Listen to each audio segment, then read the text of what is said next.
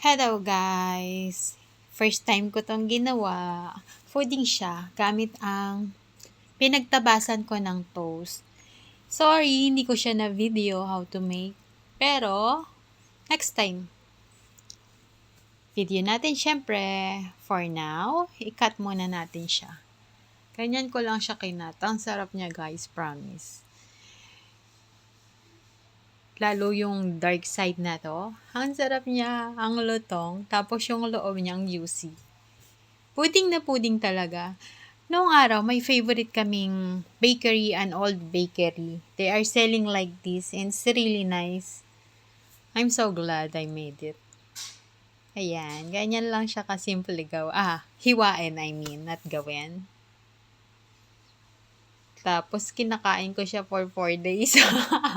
Ganun katagal kasi ang laki niya. Ang dami-dami niya. Tapos, nabubusog ka agad. I don't know why. Mabilis siya maka-full.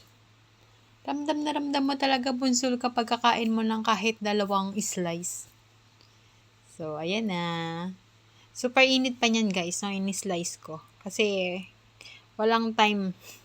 Pag pinagtagal ko pa, hindi ko na mapakita paano mag-slice. Sayang ang video, sayang pang content yarn.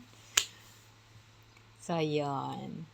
Ang nilagay ko dyan is 3 egg, 1 condensed milk, normal size, and half cup of sugar, vanilla, tapos fresh milk, 2 cup. Tapos ang ginamit kong pinagtabasan ng toast dyan is 2 pack. Kasi gumawa ako ng sandwich. Hindi kailangan yung side. Usually, binibigay ko lang yun sa camel.